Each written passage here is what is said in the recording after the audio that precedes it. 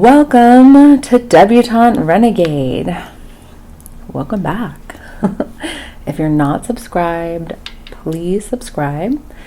I have videos coming up every week, anywhere between 3 to 6 videos. So subscribe and get the latest. Today, I'm going to be sharing a bit on my diet weight loss journey, but caveat, I'm also going to be talking about just like body weight in general, because I have this is like a really hot button issue for me. It's like really heated and triggering and sensitive. I think it probably is for a lot of people. I want to say especially women. I do feel like, our society, our culture has put a lot of pressure on women in terms of their physicality, specifically their weight. So I know for me that I've struggled with weight and how I feel about weight my entire life, since I was 8 years old, I want to say. So I'm going to kind of just share a little bit about my history in regards to diet, weight, journey, philosophy, and maybe it'll resonate with some of you. So really, growing up, I did have a very petite, very small and thin mother. My mom was 5 feet, 100 pounds. I'm, by the way, 5'8", so, and we're not going to go over how much I weigh. It's not 100 pounds.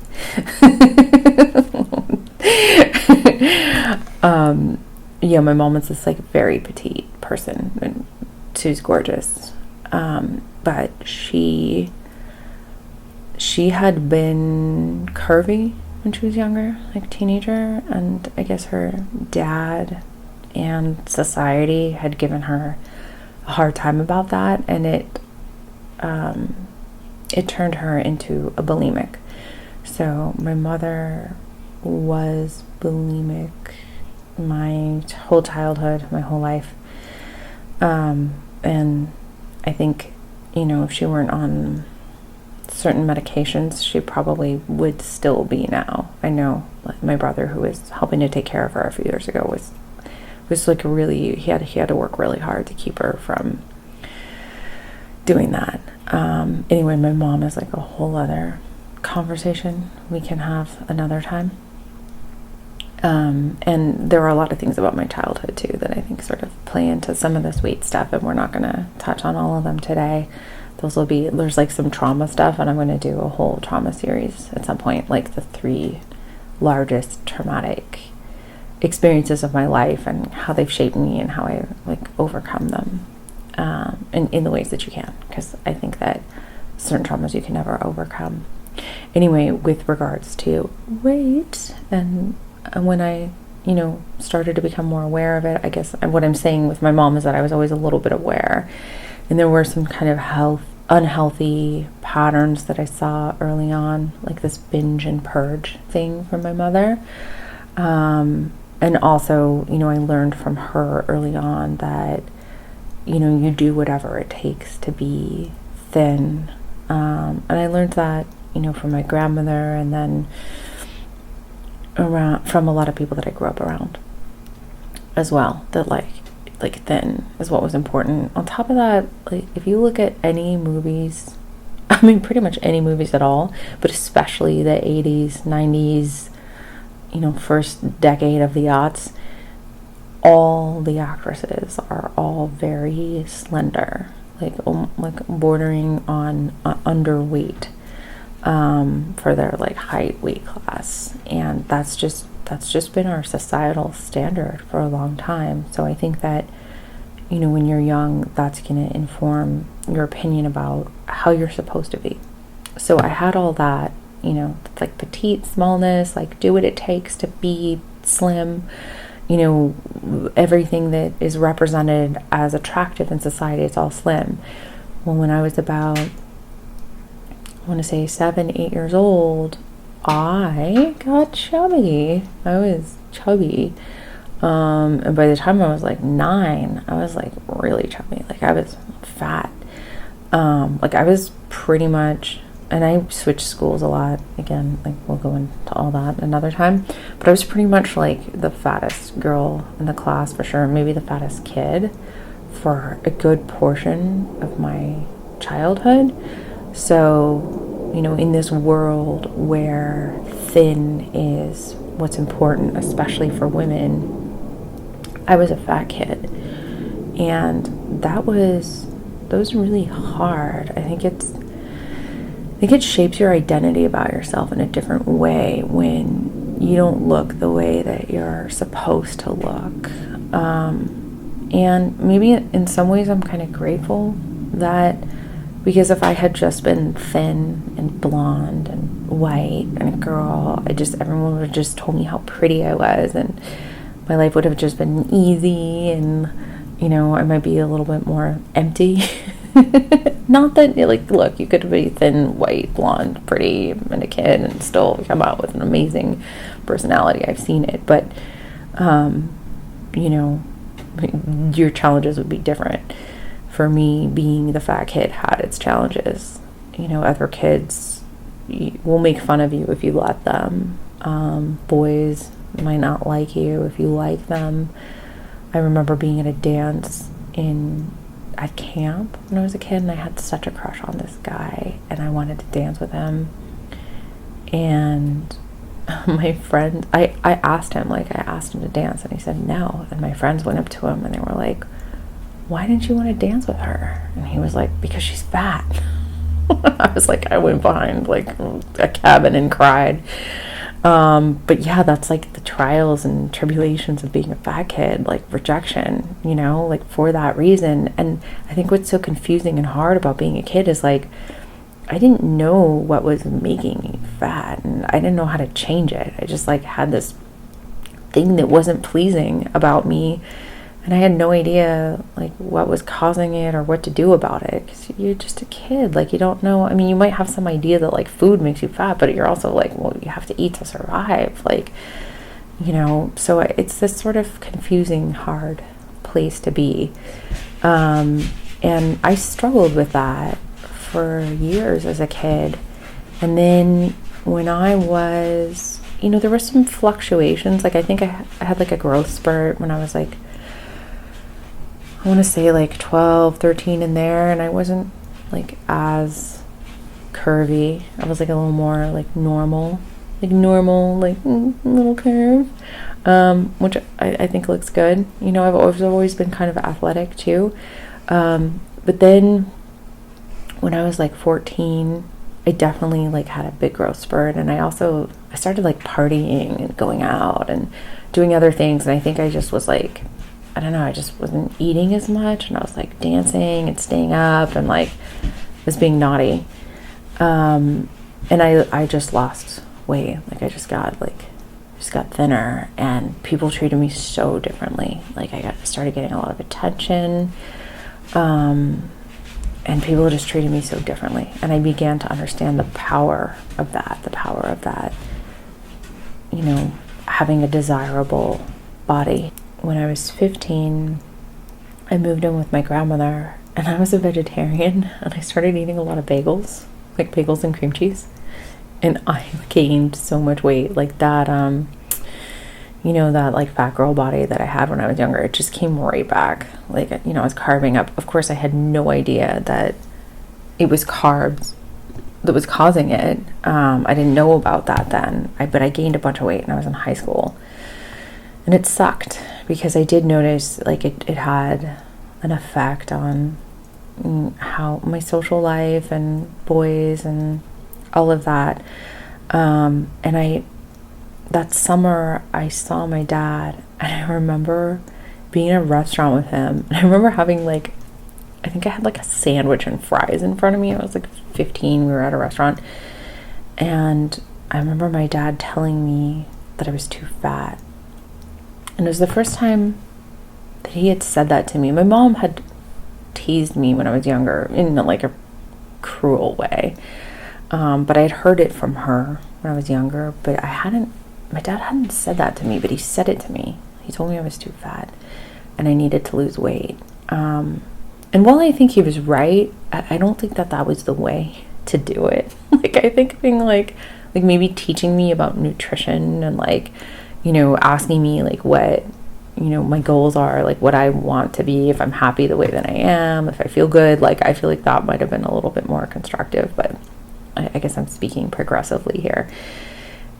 Anyway, my dad told me I was too fat, and it was like a knife in the heart, because like you want your father's approval, like you want your father to think that you're beautiful and good enough.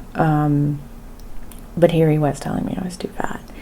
And so that summer I went to Southampton to stay with my grandmother for the summer, like I always did. Really amazing experience, always. But I discovered that if I didn't eat, that I would get thinner. And so I just stopped eating. I mean, like, look, you know, I still like ate, but I would have like, I really like worked on eating as little as I possibly could. Like, there were a lot of days where I would just have a few crackers and like a Granny Smith apple, and that would be it for the day. And I would be really hungry. And I would like drink coffee too to kind of fuel myself. But I was losing weight. I was just barely eating, just barely. And it's amazing because I went back to school in the fall, and people noticed this weight loss that I had. Actually, I think I was 16, not 15 when this happened. Yeah, I was 16 because I was driving. Anyway, people noticed, complimented me. And I kept doing it. Like, the more people sort of complimented me, the more it like fueled this thing. I had male teachers stop me in the hall and tell me how amazing I looked and that it was my year. I had so much power and attention by starving myself that I just kept doing it. And this went on for months, and I finally, you know, I took my like, you know, fat girl body and I turned it into like a normal girl body, and then I was getting it to a thin girl body, like as thin as I can get myself. Like, I was like ribby, and I would get up in the morning and I would go running and I would do sit-ups and push-ups and stuff, and then I would just work on not eating. And I would watch other people eat too. But even my grandmother, who is like a very light, petite eater, got concerned about me. And she was like, "You're turning into one of those people." And what she meant by that was an anorexic. She was like, "You can't take it this far, you know?"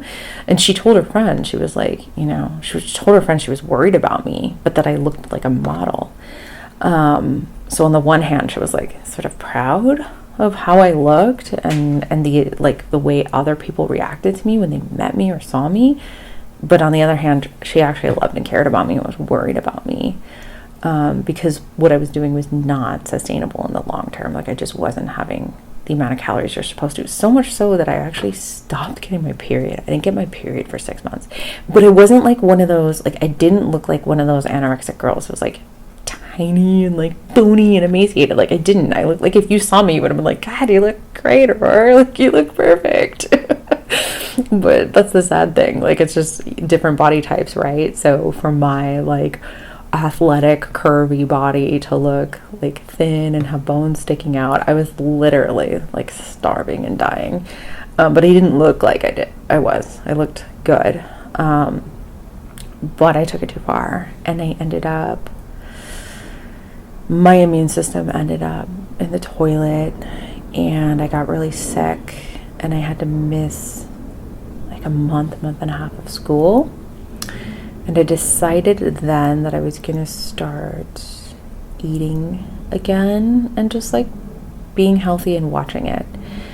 And I got to this like pretty good place with that, where I was no longer obsessed with not eating and like how little I could possibly eat, but I was just like, okay, I'm gonna eat and I'm gonna do my best to eat healthy, and I'm just gonna eat like, good sized portions for my body. Like I came to the conclusion then, and this is like still the constant conclusion for me, that like, bodies are different and they have different requirements. And I feel like on the one hand, my body is like so amazing because it's like the apocalypse edition. Like I hardly need to put any food or fuel in my body and it'll just keep going. And like it'll just like hang on to whatever it has. Whereas like somebody else, like they don't eat very much. They're just gonna like disappear into nothing and die, right? But like not me. Like I'm like a hybrid or something. And like somebody else is like, an Escalade. Like they use a lot of fuel. They need a lot of fuel. They need a lot of food, right? I like need hardly any.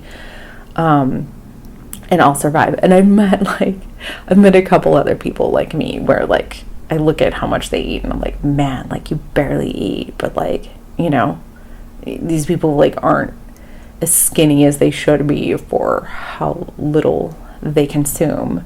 And then of course there's those people who eat so much and they're so thin, and you're like, it's like not even fair. So, everybody's different though. And I am like, I guess on one hand, I'm grateful to be the apocalypse edition. Like if there's like a famine in the future or like a crazy food shortage, like I'll be like the last woman standing. Like everyone else will have died and I'll be like, I'm fine. Like, what's up? I've been a Breatharian for 6 months. I'm good. Like, still curry. People be like, where are you hiding it? Where's the food? Like, I don't know what you're talking about. But yeah, I realized that then when I was a teenager that I just like, that however, I couldn't compare myself to others. Like how I saw others eating was not like, oh, so-and-so eats this way and she looks like this, so I should eat like that. No, I realized early on that wouldn't work for me. That I could do what works for a lot of people and it wouldn't work for me. So I found a way of eating that worked for me, that was healthy for the most part and just on the lighter side. Like I ate on the lighter side, and I gained a little bit from my like crazy anorexic time. Like I probably gained like 10 pounds, but not much more than that. Like I got to a place where my body was like trim but healthy, like how my natural body wants to be, which is not skinny. I'm just not a skinny person. That's just not my body type. I was,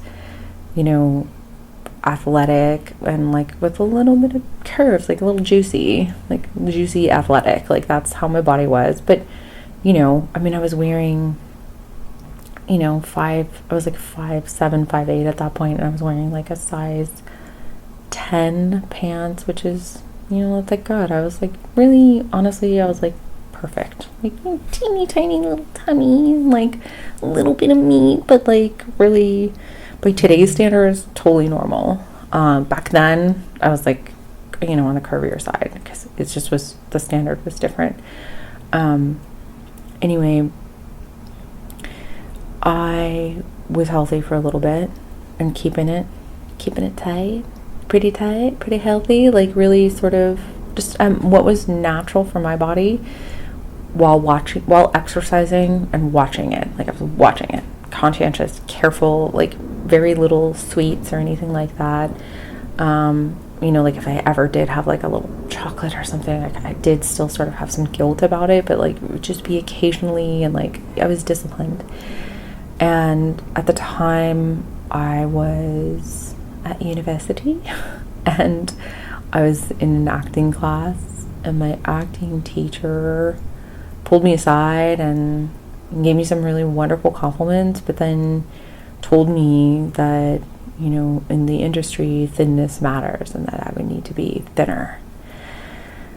And that just triggered me so profoundly because I had tried that and it had almost killed me. And like, I was just I was like on the other side of it and just being healthy and like what was natural for me, and it like wasn't good enough, you know? And so it made me just not want to be in front of the camera anymore. Really, I think that, you know, that was like 20 years ago. Here I am, I'm in front of the camera. I don't give a fuck now.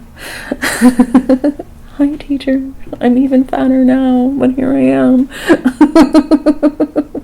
No, I honestly, I don't care anymore, but I've had to go on this long journey to not care so much. And also things have really had to change in our world, which they have, like, for the better, for sure. But they're, like, we're still not out of the woods yet.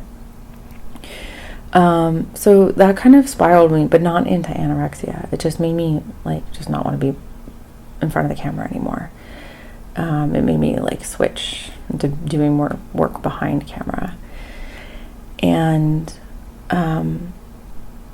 then, you know, my weight stuff after that was more about myself, and then, you know, having men be attracted to me, and I kind of, like, went through some fluctuations and ebbs and flows, and in my mid-20s, I discovered eating lower carb.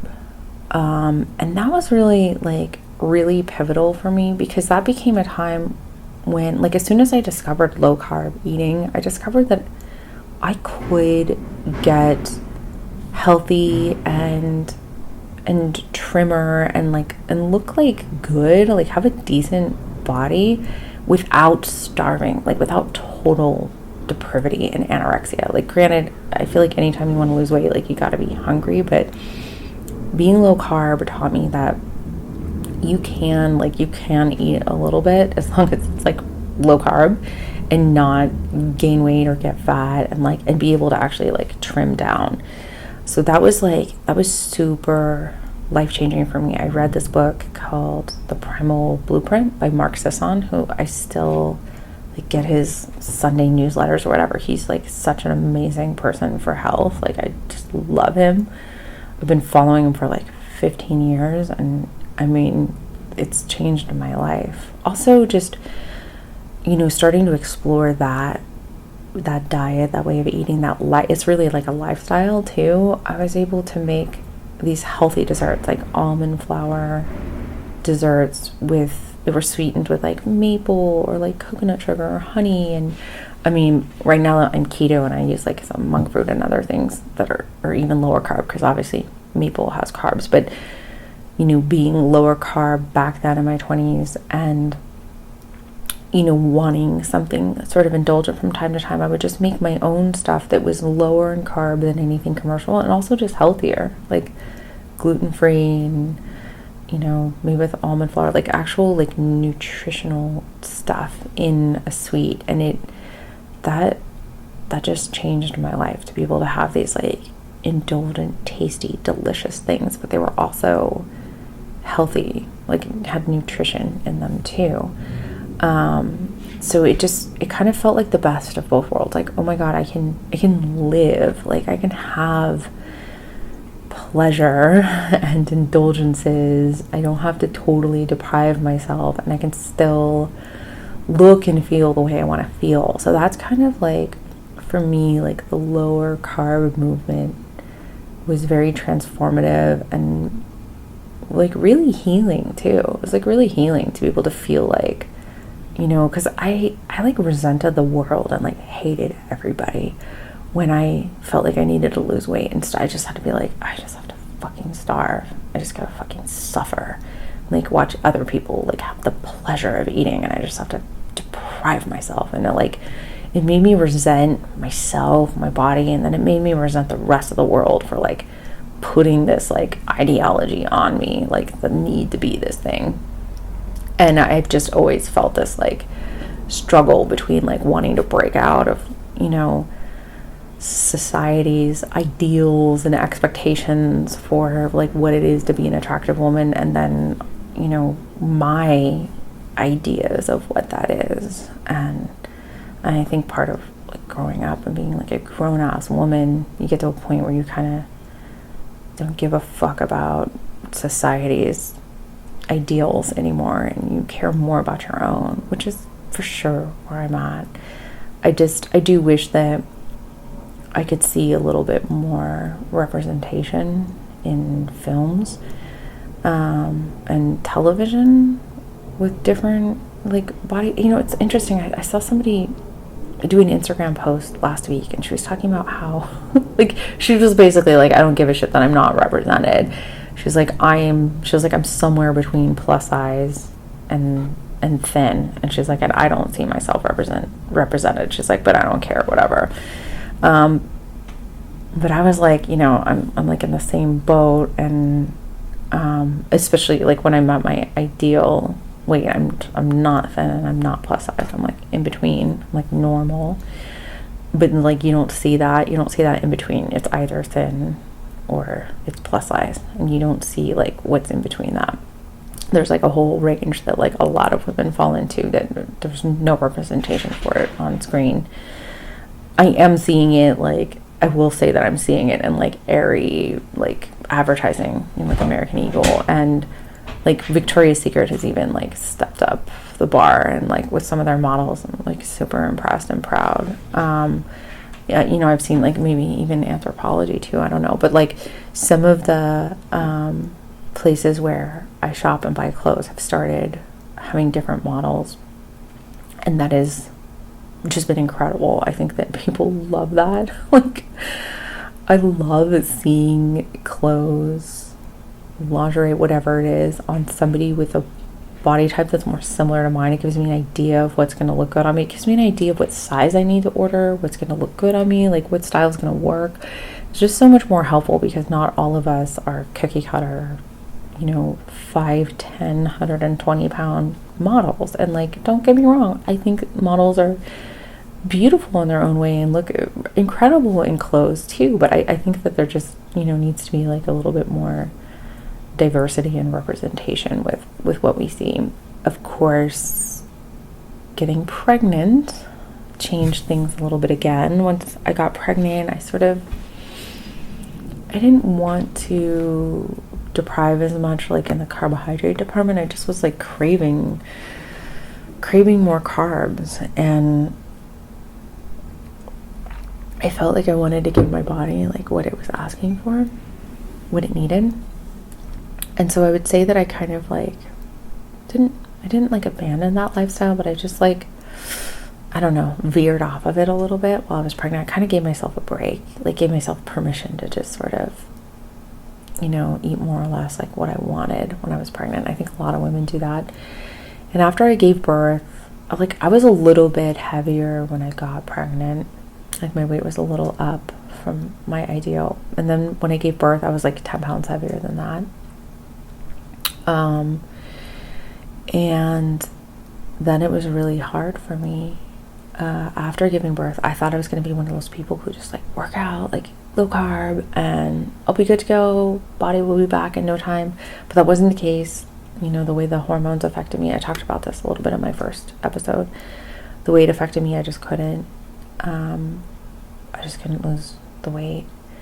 And this went on for years and was really fucking hard. Like, I feel like a lot of the insecurities that I had when I was younger, when I was like that fat girl, like they were all coming back. Like I felt like her again, but while being like a single mom and trying to date and like feel attractive and wanting to feel good in my own skin and like have a career and all these other things. But I'm like struggling with this identity of like being this fat girl that I don't want to be. And don't get me wrong, I wasn't fat after my son, but I just wasn't what I feel like my best is, like I feel like I have just like more extra.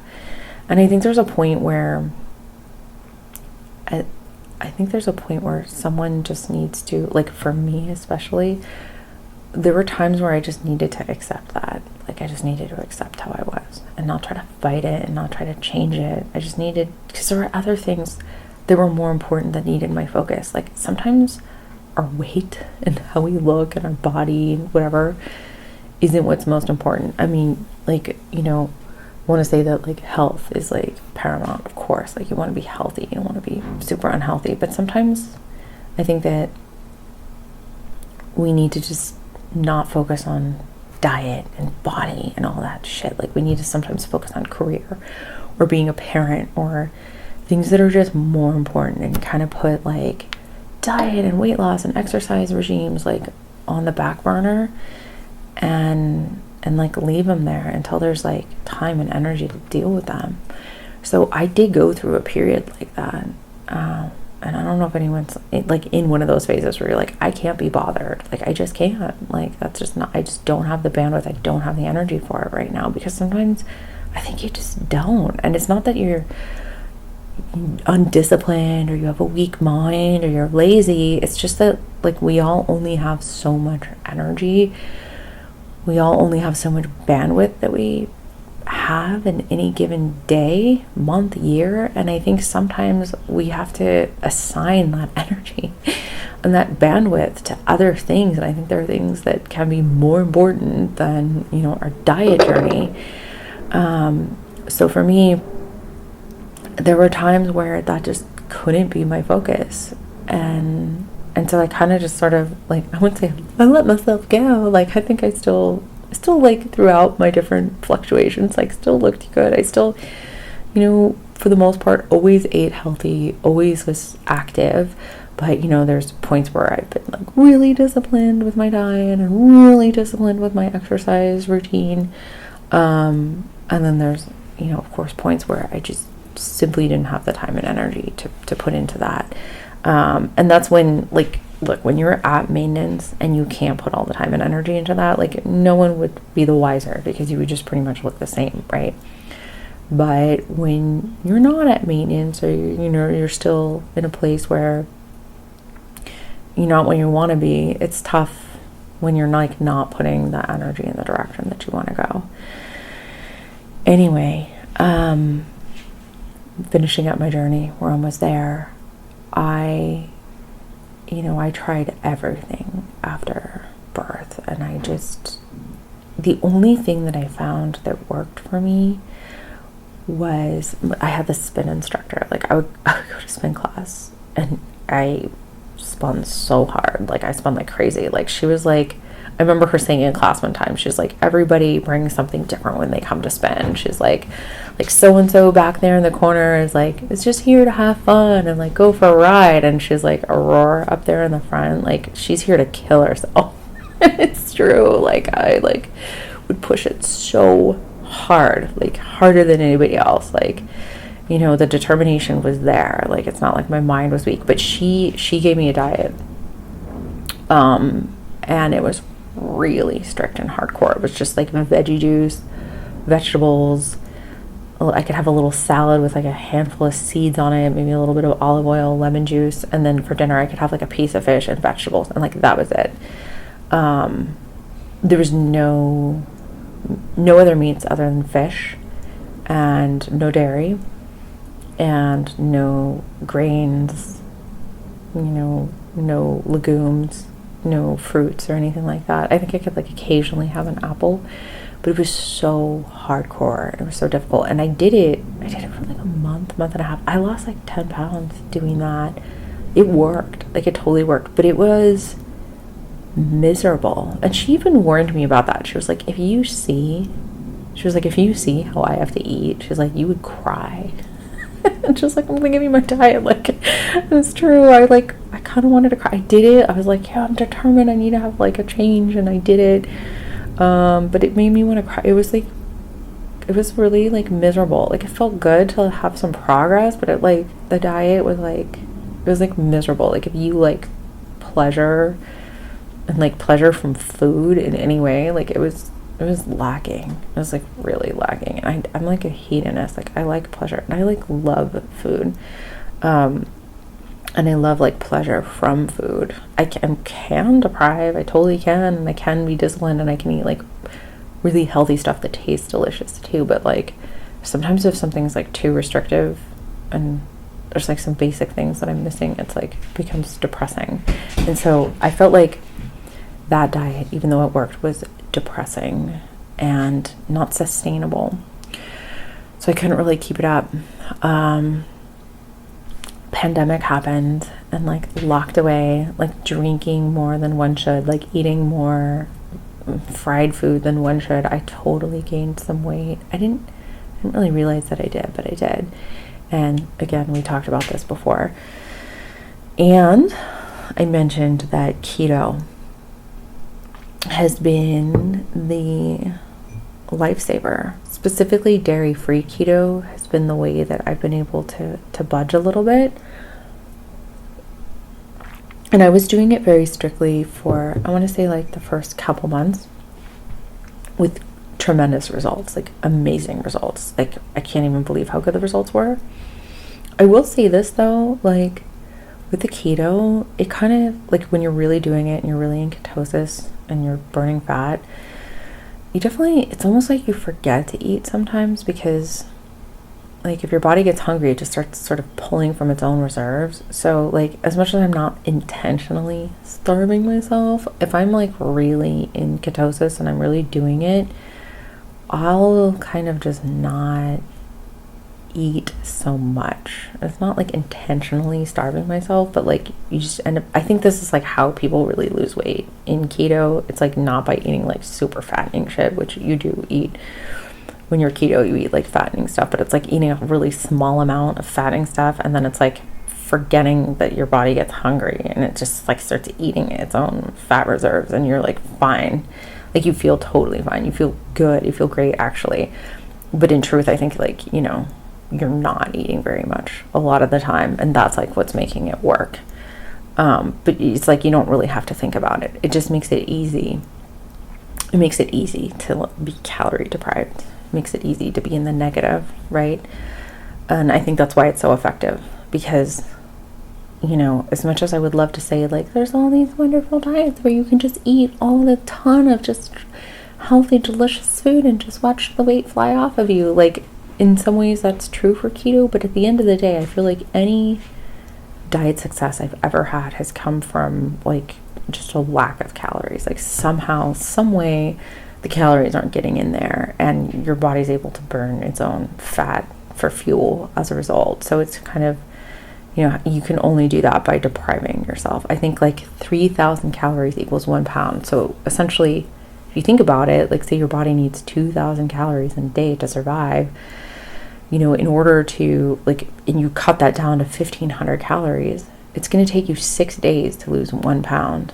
If you need 2,000 calories and you're only eating 1,500 a day, you will lose a pound in 6 days, because you will deprive yourself of 3,000 calories. You'll deprive yourself of 500 calories a day. You know, 3,000 divided by 5 is 6. 6 days. It'll take 6 days to lose 1 pound, right? I mean, that's the only way that you lose is calorie deprivation. But that idea of deprivation is so depressing. I think a lot of us don't want to go there. So it's nice to feel like you can have your cake and eat it too, right? Like you can have your keto cake, which you can. Like, you know, with keto, I make, if I'm like having a crazy craving for something, like if I really want sweets or I'm like tired of the diet and I want sweets, I'll make like keto brownies or something like that with monk fruit sweetener, and it's like almond flour, and I'll have like 1 or 2 grams of net carbs.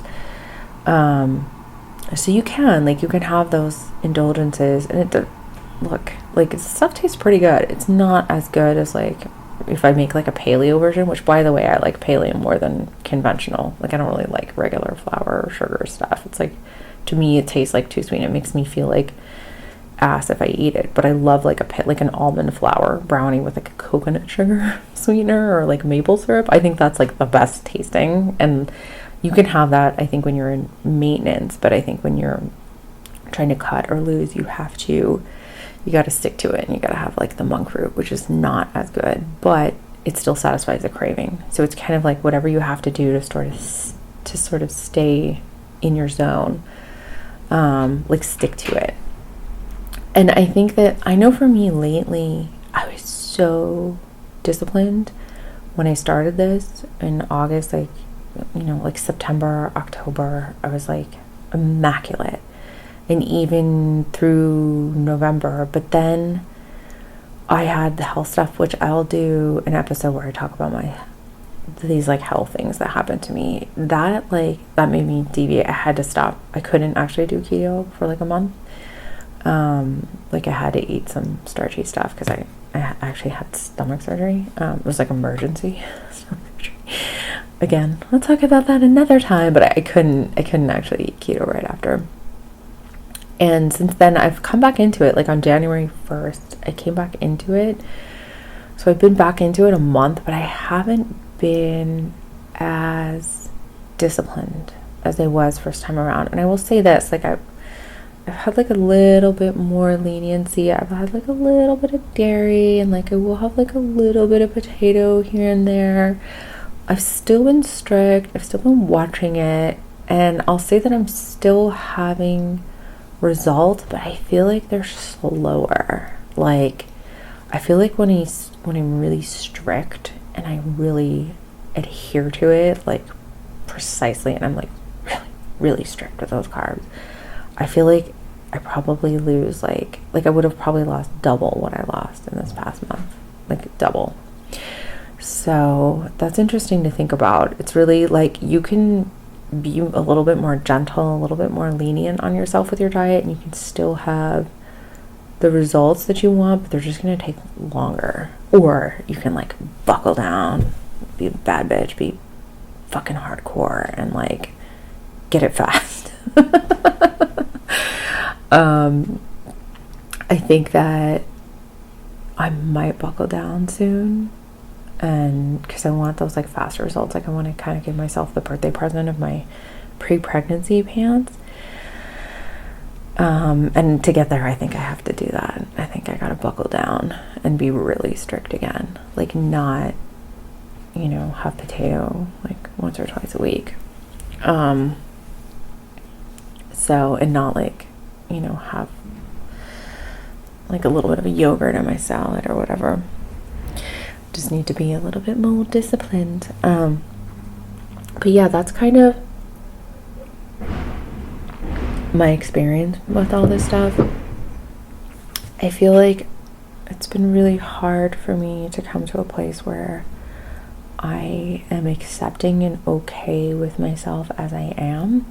I think that's part of the beauty of maturing, growing into a woman, and like a more mature woman. I think when I was really young, I just felt so insecure, and like I was unacceptable if I didn't look a certain way. And now I don't feel that way. I feel good about myself, and I kind of don't give a shit if I don't fit this like mold that's been laid out before me as being the perfect right thing. And I do think a lot of it's maturing, but I also feel like our current like culture and society kind of calls bullshit. Like I actually love this like younger generation that sort of just doesn't tolerate that. They like, they really like care about like diversity and inclusivity in a way that that I think helps this cause. And I think that it gives young girls and women growing up now that are children now, like I think they have a way healthier standard than that my generation had. Like we didn't have like a healthy, good example. Like in the 90s when I was in high school, there was one acceptable body type, and it was like a 6 foot tall, or like 5'10", 5'11", 6 foot tall supermodel, like ranging from like 110 to 120 pounds. And that was the body type, and you did everything you could to get as close to that as you could, and that was the best that you could do. It wasn't, there wasn't these other body types. Now, I mean, our culture always kind of like perverts everything. And I do feel like there is this like other extreme body type now, which is this like teeny waist and these like huge hips and like butt, and that's like almost to the point where you have to like body modify to get it. Like you have to like, get the fat sucked out of your waist and like pumped into your butt to have this body type. Or there are, the less than like some people that are born with a like incredible body like that looks, just amazing. And they're beautiful, but then like it's not like a normally attainable body for most people. Like they'd have to have surgery to look that way, and people are getting surgeries. Just like, you know, when I was younger, girl, the best a girl could do is like starve herself to death to try to look like one of those models. Now a girl has to, like, you know, get body modification surgery to look like the ideal in many ways. That said, I think that it's way mellower than it used to be. And I feel like the body that I had when I was younger, like when I was in college, would be totally acceptable in our current culture. Like, would be totally acceptable. And it wasn't then for me. It wasn't then enough. So I think like we are evolving. We're getting better. There's still always room for improvement. And, you know, I hope that me sharing some of my own experiences with my body identity has helped somebody out there. Yeah, but that's my experience. And if anyone ever wants me to go more in depth on any aspect of that, I'd be happy to. Just leave it in the comments. But yeah, that's kind of my experience with body weight, diet. You know, I'm in it now. I have some goals in mind.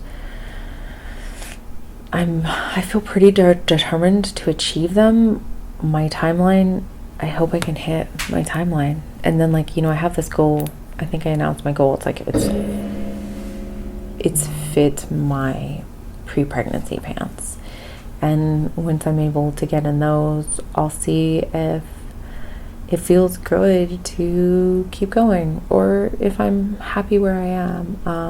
But either way, like, I'll celebrate every milestone and feel good about where I'm at, like wherever I am. And I would encourage other people to do the same. Like, even if you're, you know, I mentioned that sometimes like you just can't do this stuff, you just don't have the bandwidth. If that's what you're at, if that is where you are at, then honor it.